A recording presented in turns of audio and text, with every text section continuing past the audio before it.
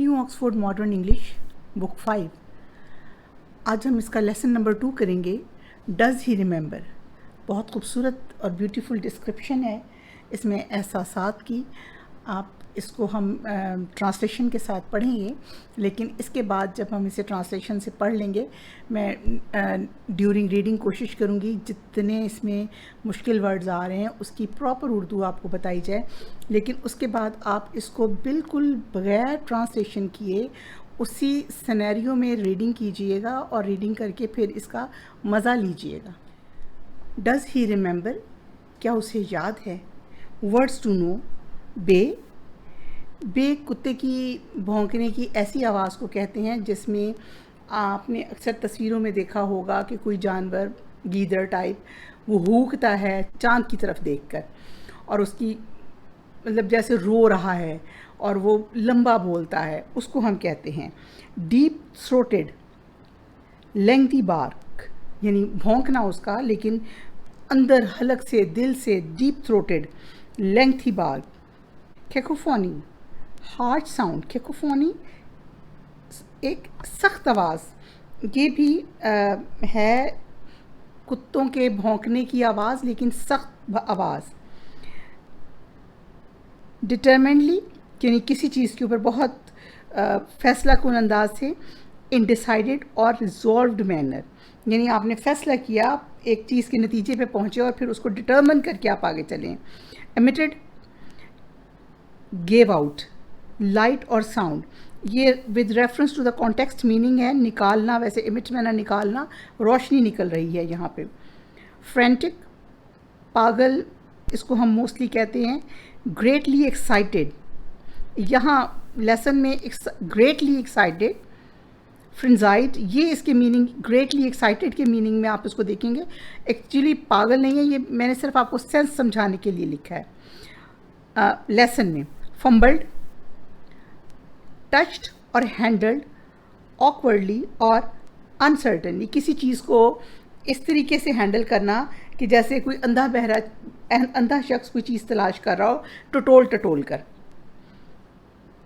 Fumbled, touched और handled awkwardly और uncertainly. Illuminated lit up यानी रोशन करना। लीश अ चेन और a strap attach to the collar of a dog, जो आप घोड़े के, गधे के, कुत्तों के डालते हैं लगाम। म्यूज टू कंसीडर थॉटफुली, यानी सोचना, उसको मज़ा लेना लेकिन गौर व फिक्र करके। Prolonged lengthy drawn out.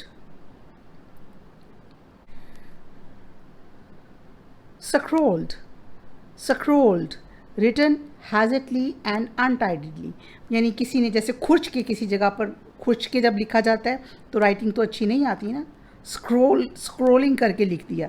Scurry SCURRY, Scurry यानी हलचल मचा देना। To go with light running steps, हल्के हल्के कदमों से भागना। स्करी wrenched पुल्ड रफली एंड विद फोर्स, किसी चीज़ को यानी मरोड़ना। राइट ट्विस्टेड और टर्न्ड, मोड़ा हुआ। Now reading. माइक इसमें एक कैरेक्टर है। ये दो दोस्तों के गिर्द कहानी घूम रही है। एक लड़के का नाम माइक है जो एज अ गेस्ट किसी ऐसे घर में जाता है जहाँ पे वो पहले अपने बचपन में बहुत बार जाता रहा है और अब बहुत अरसे के बाद उस घर में जा रहा है जहाँ के हालात बिल्कुल बदल चुके हैं। ये हमने स्टोरी में पढ़ना है कि कैसे हालात बदल चुके हैं। Mike stood waiting at the garden gate, Mike बाग के गेट के ऊपर इंतज़ार में खड़ा है। There was a padlock and chain on the gate, वहाँ पे एक पैडल लॉक कहते हैं ऐसा ताला जिसकी जो गेट के अंदर फिक्स नहीं होता बल्कि आम से जो अलग से ताले होते हैं और उसमें चाबी तो खैर सब तालों में लगती है, यानी शेप्ड जो पुराने ज़माने के जैसे ताले होते थे, लटकने वाला ताला। Padlock and chain on the gate, वहाँ एक ताला लगा हुआ है और चेन चेन लगाई हुई है. इट वॉज फर्मली लॉक्ड, ये बहुत मजबूती से, मजबूती से, फर्मली लॉक्ड, ये बहुत मजबूती से बंद था. On the wall beside the gate, दीवार पर गेट के साथ, बिसाइड साथ, there was a large round button, एक बड़ा सा गोल बटन था. Above the button there was a sign that said bell, button के ऊपर एक साइन बना हुआ था, निशान बना हुआ था, जिसका मतलब था घंटी. Mike had already pressed it once, Mike ने उसको पहले ही एक दफ़ा दबा दिया था. But he now pressed it again, अब लेकिन अब उसने उसको दोबारा दबाया. He had thought about climbing over the gate and entering the compound, वो इस बारे में सोच रहा था कि वो गेट के ऊपर चढ़े और अंदर सहन में दाखिल हो जाए. But he knew that the large sign on the gate meant what it said, लेकिन उसको मालूम था कि गेट के ऊपर ये जो लिखा हुआ है इसका क्या मतलब है. बीवेयर ऑफ डॉग्स, कुत्तों से होशियार रहें. बिलोंग द लेटरिंग, ये जो लेटर लिखा था ऑफ द साइन, साइन के साथ beware of dogs, someone had scrolled they will have you for breakfast. वो तुम्हें इसके नीचे स्क्रॉल्ड क्या किया हुआ था, यानी खुर्च के क्या लिखा हुआ था, they will have you for breakfast, वो तुम्हारा नाश्ता कर लेंगे. ये व्यू देखिए कितना बड़ा घर है और माइक खड़ा हुआ है उसके सामने. गेट के ऊपर बीवेयर ऑफ डॉग्स लिखा हुआ है और नीचे ये स्क्रोल्ड डाउन भी हुआ है कि they will have you for a breakfast. ये एक जहन में एक जब पिक्चर होती है तो उसके मुताबिक इंसान को पढ़ने में मज़ा आता है. Mike thought this was amusing, Mike को अंदाज़ा था कि जो लिखा हुआ ये एक दिल लगी है, उसने सोचा कि ये एक दिल लगी में लिखा गया था. But he also knew that it might be true, लेकिन वो सोचता था कि उसको मालूम था कि ये दुरुस्त भी हो सकता है. Judging by the barking he could here coming from the house, इस चीज़ से अंदाज़ा लगाते हुए कि कुत्तों की आवाज़, भौंकने की आवाज़ जो घर से आ रही थी, he was not going to take the risk and become food for there for these creature. वो इस चीज़ का अंदाज़ा लगाते हुए ये रिस्क नहीं ले सकता था कि इन जानवरों की खुराक बन जाए. Food for these creatures. Beside, इसके अलावा, he was now too old to be climbed over gate, इस बात के अलावा वो अब इतना बड़ा हो गया था, यानी उसके अंदर वो जवानी नहीं रही थी कि वो आराम से गेट के ऊपर चढ़ जाए. Perhaps the dogs had heard the bell ringing again, और possibly they had sensed the prey, शायद कुत्तों ने ये दोबारा जो बेल की आवाज़ है उसको सुन लिया हो और इस चीज़ को सेंस कर लिया हो कि उनका शिकार है. For the being became more frantic, जो अंदर से कुत्तों के भौंकने की, बेइंग की आवाज़ आ रही थी वो मज़ीद बढ़ गई थी, मतलब मुश्तइल हो गई थी. इट वॉज नॉट अ यल्प और हाउल, ये कोई जानवरों की और आवाज़ नहीं थी, but a deep throated and prolonged being, बल्कि ये हलक से निकली हुई deep throated and prolonged being, लंबी रोने की आवाज़ थी. The animals were obviously Hungary, जानवर लाजमी तौर से भूखे थे. माइक वेटेड, माइक ने इंतज़ार किया. And mused about the old days, और पुराने दिनों के बारे में, म्यूज्ड सोचना शुरू किया पुराने दिनों के बारे में. He shifted from one foot to another, thinking about all the occasions he had visited this very house.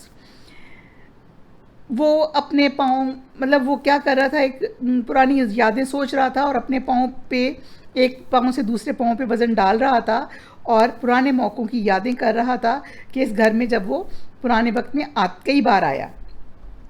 There were the good old days, वहाँ बहुत अच्छे उसको पुराने दिन थे. Nabeel was such good company, Nabeel एक अच्छा दोस्त था. And those dogs of his, और उसके ये कुत्ते, देवर लिटिल पपीज़ देन, उस वक्त छोटे छोटे पपीज़ थे. कुत्ते के बच्चों को पपीज़ कहते हैं, छोटे पपीज़ थे. How he had teased them, वो उनको कैसे छेड़ता था या कैसे तंग कर, टीजिंग का मतलब होता है टीज्ड देम यानी उनको परेशान करना। How he had teased them, वो उनको कैसे परेशान करता था। How time had moved on, वक्त कैसे गुजर गया। And he was an adult now, अब वो एक बड़ा हो गया था, अडल्ट हो गया था, बालिग हो गया था। At last just as Mike was becoming a little annoyed, आखिर जैसे माइक थोड़ा सा नागवार या नाराज़ हो रहा था इंतज़ार करने की वजह से, an old man came स्करिंग out of the side door of the house, एक बूढ़ा आदमी जल्दी जल्दी, स्करिंग मीन्स तेज तेज चलता हुआ, अपने घर के साइड डोर से बाहर आया। He appeared with his urgent shuffle to be hurrying, वो तेज तेज पाँव उठा रहा था जैसे वो जल्दी वहाँ पहुँचना चाहता है। But he took forever to reach the gate.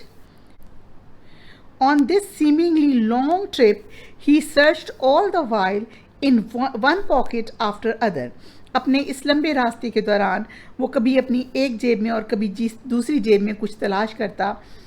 When he finally reached, जब वो पहुँचा, reached the gate, जब वो फाइनली गेट पर पहुँचा, his smile indicated that he had found what he had been looking for. उसकी मुस्कुराहट ये बता रही थी कि उसको वो मिल गया है जो वो तलाश कर रहा था। The key to the padlock, यानी पैडलॉक जो वो लॉक गेट पे लटक रहा था उसकी चाबियाँ। The old man fumbled with the key. Old man जो है, बूढ़ा आदमी जो है, उसने कीज़ जैसे उछाल उछाल के उसमें से एक चाबी अलग करते हैं कि उस तरह उसने तलाश की। And in due course open the lock, और मुनासिब ही वक्त में उसने जल्दी वो गेट खोल लिया।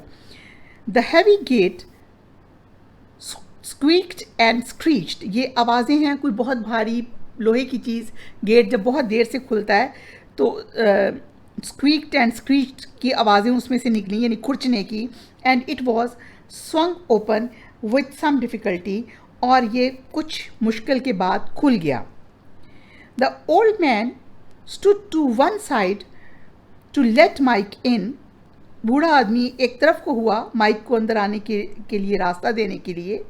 ही then used some effort to have the gate shut again, फिर उसने थोड़ा सा मेहनत करके HEAVE हीव कहते हैं बहुत भारी लोहे की चीज़ों को खींचना, उसने उस गेट को, जो भारी गेट था, उसको थोड़ी सी कोशिश करके खींच के बंद कर दी।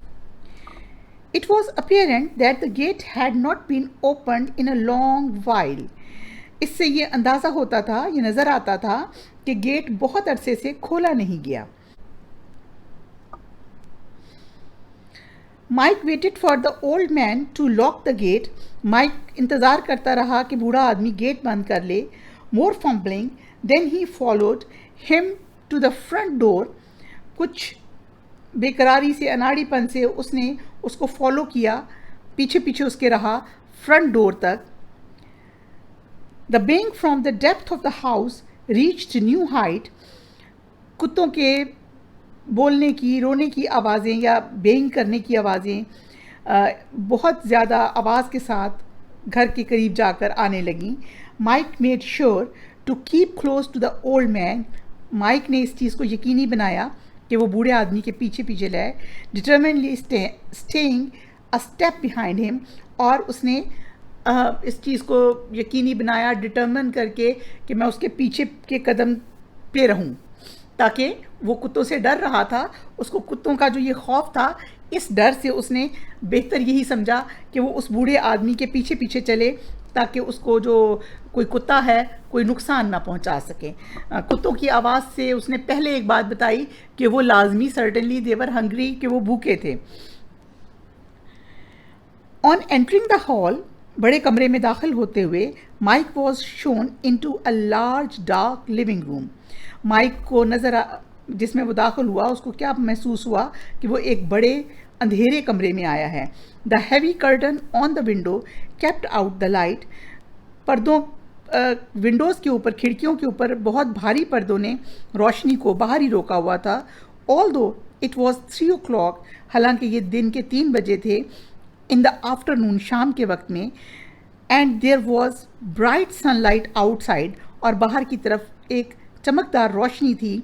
The table lamp in the corner emitted a dull glow that partially illuminated a small section of the room.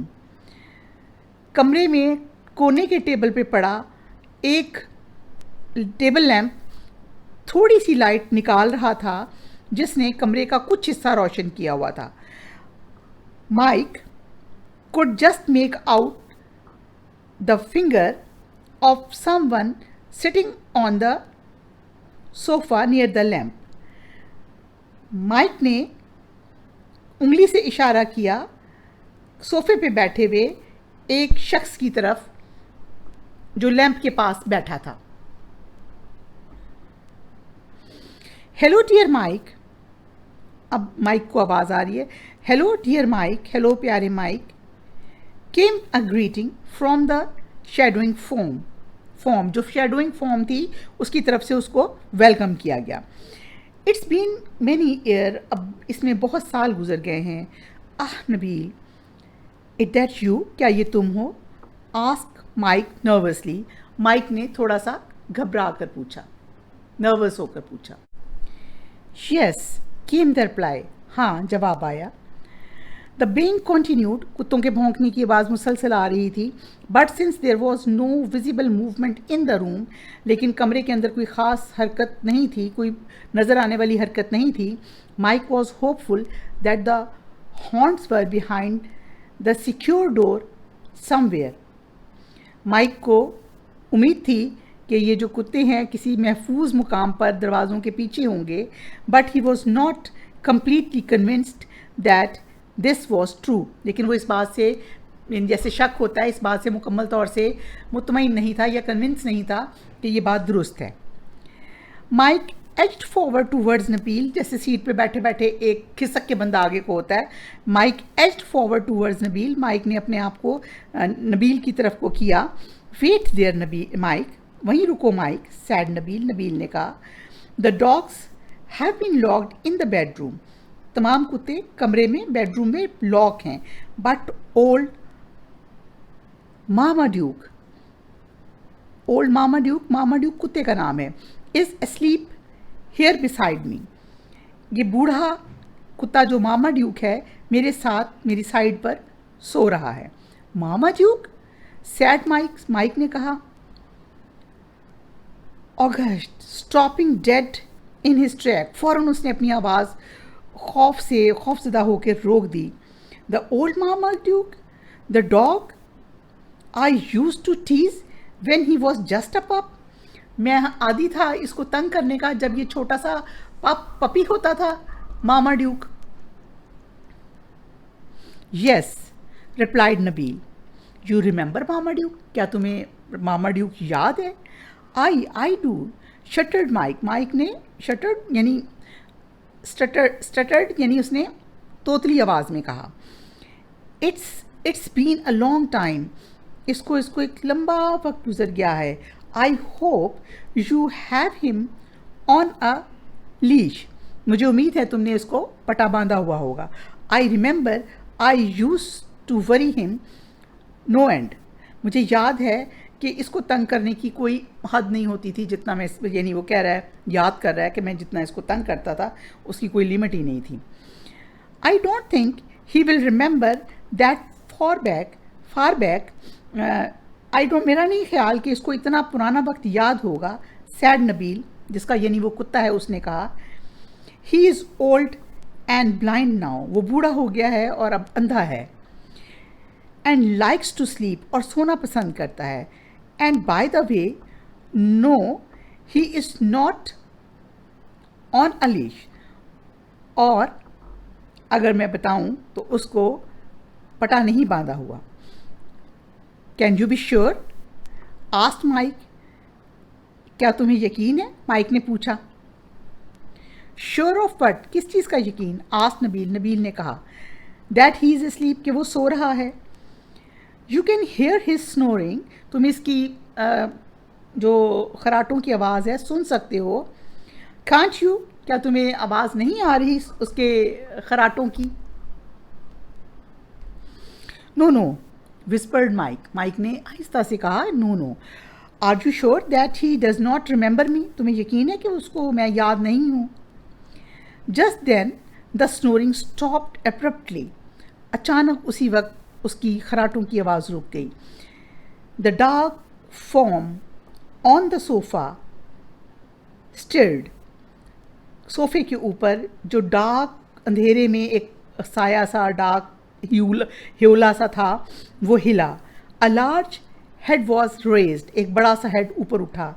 And two great nostrils sniffed the air loudly, और उसके दो बड़े बड़े ग्रेट नाक के जो सुराख थे उन्होंने हवा को ऊंची आवाज़ से सूंघा, जैसे कुत्तों के सूंघने की आवाज़ आती है।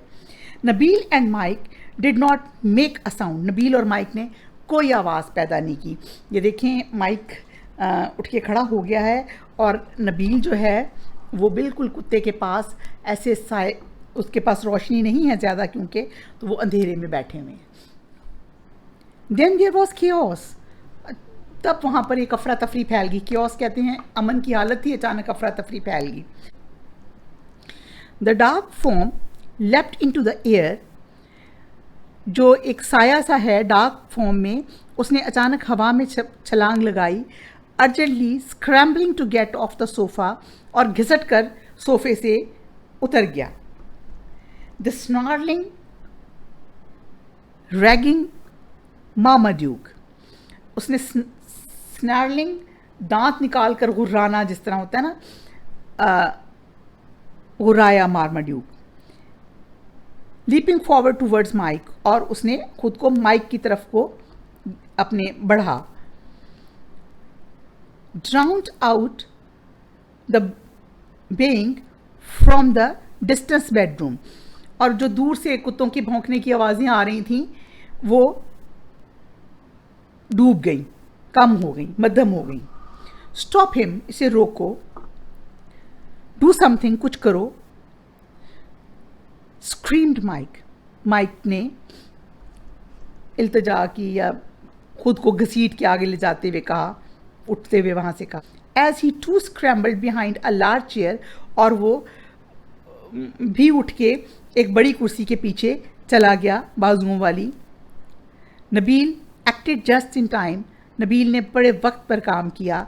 ही threw himself on top of the dog, उसने खुद को उस कुत्ते के ऊपर गिरा दिया। Pinning it firmly to the floor, और उसको ज़मीन के साथ दबा दिया। स्लोइंग इट डाउन, ताकि वो उसको अंदाज़ा हो कि जैसे कुत्तों को उसके मालिक रोकते होते हैं, उसको स्लोइंग इट डाउन, उसको ऐसा करने के लिए कि उसको कुछ नहीं कहना। यानी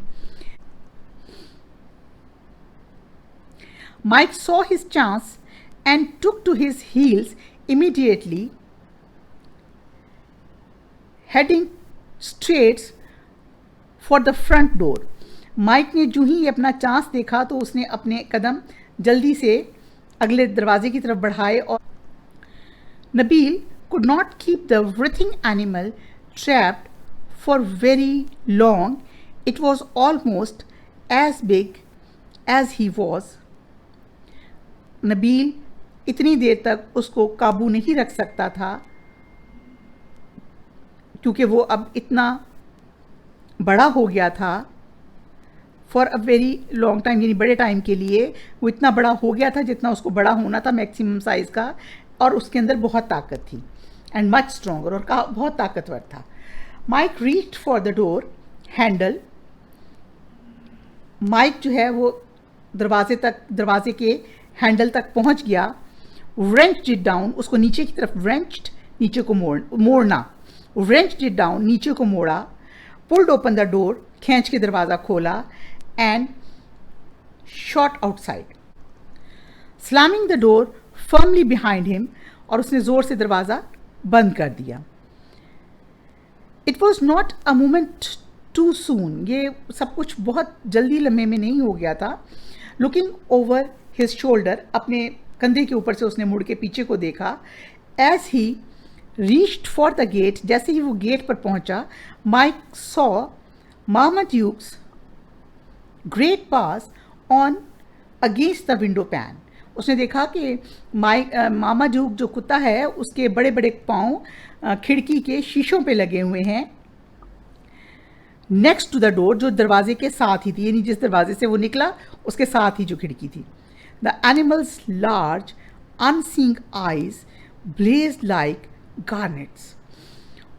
एनिमल की आंखें जिनसे उसको नज़र नहीं आता था ऐसे चमक रही थीं जैसे सुर्ख मोती। एंड हिज टीथ, और उसके दांत, वर बियर्ड, यानी नज़र आ रहे थे जैसे गुर्राने के लिए जानवर दांत दिखाता है। His furious bark and growls had encouraged the other dogs to bay louder. इसके खौफनाक भौंकने ने बाकी कुत्तों को हौसला दिया कि वो मज़ीद अपनी लंबी लंबी भौंकने की आवाज़ें निकालें। It seemed as if all the dogs of the neighborhood had joined in the cacophony. ऐसे लगता था जैसे हमसायों के मोहल्ले के सारे कुत्तों ने उसके साथ एक मिल गए हों और एक बड़ी आवाज़ें निकाल रहे हों।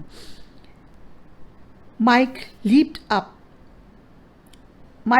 Up and over the gate. उसने गेट के ऊपर छलांग लगाई। लीप्ड अप में ना छलांग लगाई। Like a athlete in his prime, जैसे एक अपनी जवानी में कोई एथलीट लगाता है।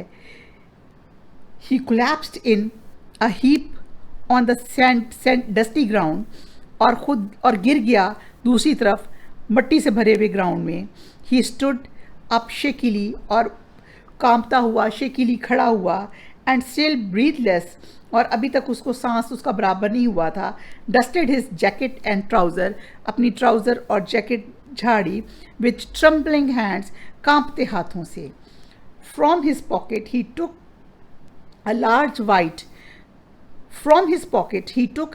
Wide handkerchief and wipe the sweat of the bro, और उसने अपने माथे के ऊपर से, जो माथे के ऊपर आईब्रोज होती हैं उसके पास से पसीना साफ किया।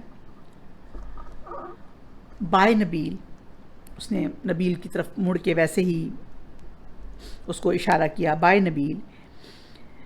ही कॉल्ड आउट एंड वेव्ड, उसने ज़ोर से आवाज़ दी और हाथ हिलाया। And he hastily made his way down the road, और उसने सड़क पर अपना रास्ता लिया। Without even turning to look, बगैर पीछे मुड़कर देखते हुए। I will call you some time, मैं तुम्हें कभी फ़ोन करूँगा।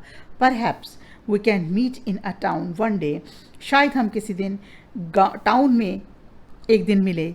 They never did see each other, उन्होंने दोबारा एक दूसरे को कभी नहीं देखा। कॉम्प्रीहेंशन एक्सरसाइज पे अब हम आगे हैं। इसकी कॉम्प्रीहेंशन का question number A, answer the following question. What did Mike see when he arrived at the gate, जब वो गेट के पास पहुंचा तो उसने क्या देखा। आंसर देखिए। When Mike arrived at the gate he saw a sign that said beware of dogs. Other thing he sees and the scrolled addition on the gate. एक उसने और जो चीज़ देखी वो वहाँ पे जो खुर्च के लिखा हुआ था वो। Question number B, give 2 reasons why Mike did not climb over the gate. Answer, Mike did not climb over the gate because he knew that the sign might be true and because, और दूसरी बात, he was too old. वो अब ज़्यादा बड़ा हो गया था, उसके अंदर वो एथलीट्स वाली फुर्ती नहीं रही थी। Question number C, had Mike been to the house before, how do we know. Yes, answer देखिए। Yes, Mike had been to the house before, he knew because it says that he was thinking about all the occasions he had visited this very house, and because he remembered Nabil's dogs as puppies. कि उसको याद थे नबील के कुत्ते जब वो छोटे छोटे बच्चे थे, इसलिए हम ये कह सकते हैं कि वो इस घर में पहले भी कई बार आया। Number D, What kind of room was Nabil sitting in? कैसा कमरा था? Answer, Nabil was sitting in a large, dark living room. Number E, how did Mama Duke react to Mike? जो कुत्ता था मामा ड्यूक, उसने कैसे react किया Mike पे? Marmaduke reacted angrily to Mike as soon as he smelled him. जैसे ही उसको उसकी खुशबू आई, उसने बहुत गुस्से से react. Number F, how did Mike leave the property? F answer, Mike left the property by running out and leaping over the gate. Gate के ऊपर छलांग लगाई उसने, ऊपर चढ़ा और वहां से भाग. These questions are more difficult. Discuss them first. Which words and phrases tell us that Mike was frightened of Mama Duke? कौन से अल्फाज और फ्रेजेस इसमें यूज हुए थे? There are number of words and phrases. Some suggestions. Mike made sure to keep close to the old man. We tend to stay close as we tend to stay close to someone when we are frightened. Mike edged forward. Mike ने कमरे में बैठे हुए move करके आगे को किया. His movement is slow, which tells us that he is scared rather than confident. ये वो डरा हुआ ज़्यादा था इससे ज़्यादा कि वो कॉन्फिडेंट होता. इसके अलावा लेसन के दौरान हमें पढ़ने में I do स्टटर्ड माइक, यानी वो उस तरह किस तरह लड़खड़ा हकला के बोला. No no whispered Mike, stop him, do something, screamed Mike, यानी वो अपनी जगह से खिसक गया. As he to scramble behind a large chair. Shot outside, shakily, ये तमाम वो वर्ड्स हैं जो उसने. Trembling hands, wiped the sweat off his brows. ये तमाम चीज़ें क्या शो करती हैं कि वो वहाँ जब आया तो डरा हुआ था. अच्छा जी, नेक्स्ट क्वेश्चन है H. How do you think Marmaduke recognized Mike? Mike ने माइक को मामा ड्यूक ने कैसे रिकग्नाइज किया, पहचाना? Marmaduke recognized Mike with his smell. Answer the following question with reference to the context. Can you be sure? asked Mike. क्या तुम्हें यकीन है? माइक ने पूछा. To whom does Mike address this question? उसका एक ही दोस्त था इस पूरी स्टोरी में, तो जाहिर उसने क्वेश्चन भी उसी से करना था, Nabeel. Number 2, what is Mike trying to make sure of? Mike किस चीज़ को यकीनी बना रहा था? Mama Duke does not remember how Mike used to worry him. वो इस चीज़ को देखना चाह रहा था कि क्या मामा ड्यूक को कहीं याद तो नहीं है कि हम उसको कैसे परेशान करते थे. Does the answer satisfy him? No. He asked the question again to double check. B part देखिए. Nabeel acted just in time. Nabeel ने फ़ौरन वक्त पे काम किया. What made Nabil acted in time?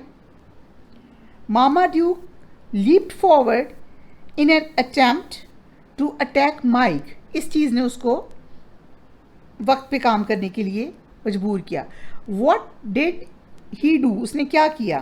He threw himself on top of the dog, pinning it firmly to the floor, slowing it down. उसको आहिस्ता करने के लिए. Was his action satisfactory? Only temporarily. Mama Duke is strong and Mike later sees him at the window, so he must have gotten free from the Nabil's hand. Question number 2 के ये solved answers हैं, ये आप देख सकते हैं. Working with words, B part. Copy and complete the following. You will find the words in the passage, but try to do it without looking. ये इसके अंदर वो वर्ड आने हैं जो आपके लेसन के कॉन्टिन्यूटी में लिखे हुए हैं. Mike made sure to keep close to the old man, determinedly staying a step behind him. ये डिटरमिनेडली यहाँ पे आना है. B, but he was not completely convinced that this was true. Number C, the heavy gate squeaked and screeched as it was swung open with small difficulty. Number D, the dark form leapt into the air urgently, scrambling to get off the sofa. ये आपके lesson में से ही मैंने लिए हैं. Question number 2, which of the following words are incorrect? Correct the mistake. Collapsed दुरुस्त है. Obviously दुरुस्त है. Cacophony दुरुस्त है. Annoyed डबल एन आता है. AN इसमें लिखा हुआ, यहाँ डबल एन आना है. ANNOYED. Apparent ठीक है. Eliminated ILLU, आई के बाद डबल एल आना है. फ्यूरियस एस से नहीं सी से होता है. स्क्रोल्डेड ओ नहीं, स्क्रोल्डेड SCRAWLED. ये इसकी correction. Punctuation. Question number C है लर्निंग अबाउट लैंग्वेज. पंक्चुएशन में हमने देखना होता है कि कहाँ कॉमा आना है, कहाँ फुल स्टॉप आना है, और कैपिटल लेटर, प्रॉपर नाउन में कैपिटल लेटर आना है, और सेंटेंस के स्टार्ट में. Without looking at story, copy the passage below but put in the correct punctuation. Make as you do so. When you have finished, read what you have written and see if it all makes good sense. Can का सी बड़ा करना है. Can you be sure, comma इसलिए लगाया कि ये question है. Can you be sure question mark. Asked mics, यहाँ पे कॉमा आएगा. आस्क्ड माइक कैन बड़ा आएगा. फुल स्टॉप, माइक ने पूछा. Sure S capital. Of what ask, sure of what के बाद यहाँ क्वेश्चन शुरू हो गया है. Sure of what question mark, ऊपर कॉमा लगाएंगे. आस्क्ड नबील ने पूछा. Full stop. That he is sleep, that का टी कैपिटल आएगा.